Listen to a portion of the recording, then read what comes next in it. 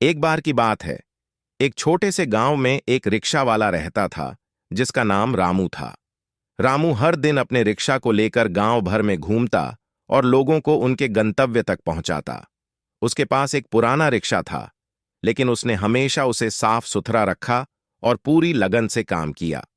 एक दिन गांव के बाजार में एक व्यापारी ने रामू को अपने सामान को एक दूर के गांव में पहुंचाने के लिए हायर किया। व्यापारी ने रामू को पैसे देकर एक बैग दिया जिसमें कुछ पैसे और कीमती गहने थे। व्यापारी ने रामू से कहा कि वह सामान को सुरक्षित पहुंचाए और पैसे ले ले। रामू ने धैर्यपूर्वक सामान को ले लिया और यात्रा पर निकल पड़ा। रास्ते में एक जगह उसकी रिक्शा के पहिए में समस्या आ गई। उसने रिक्शा को ठीक किया और ध्यान से यात्रा जारी रखी। जब वह दूर के गांव में पहुंचा तो व्यापारी ने सामान की जांच की और पाया कि कुछ गहने गायब थे। व्यापारी ने रामू पर आरोप लगाया कि वह सामान चुरा ले गया है। रामू को यह सुनकर बहुत दुख हुआ, लेकिन उसने व्यापारी को आश्वस्त किया कि वह ईमानदार है और उसने ऐसा कुछ नहीं किया। उसने व्यापारी से अनुरोध किया कि वह फिर से सामान की पूरी जांच करे।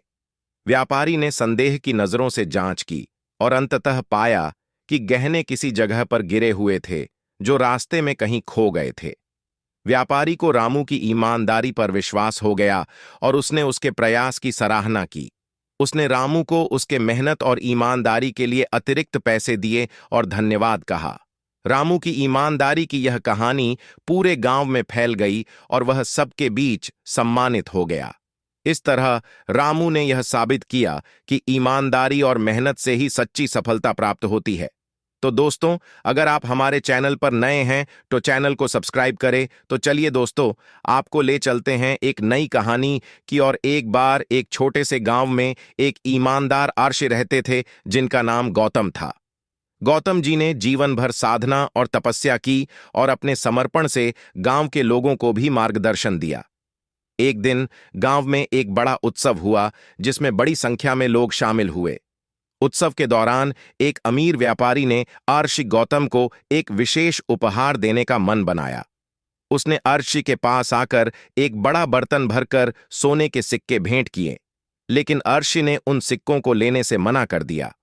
उन्होंने व्यापारी से कहा कि उन्हें किसी भी भौतिक संपत्ति की आवश्यकता नहीं है, उनका ध्यान केवल आत्मज्ञान और साधना में है। व्यापारी ने आर्षि की ईमानदारी और आत्मसमर्पण से प्रभावित होकर गांव वालों युग्ज को इसके बारे में बताया। गांव के लोग आर्षि की ईमानदारी और सादगी से प्रभावित हुए और उनके प्रति गहरी श्रद्धा रखने लगे। उन्होंने आर्षि की आदर्श जीवन शैली को अपनाने की कोशिश की और गांव में एक नई शुरुआत की।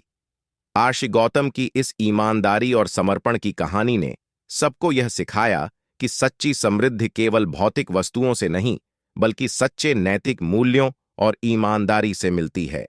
तो दोस्तों, कैसा लगा वीडियो? अगर वीडियो अच्छा लगा हो तो वीडियो को लाइक और कमेंट जरूर करें। फिर मिलेंगे ऐसे ही कुछ रोमांचक और मजेदार वीडियो के साथ।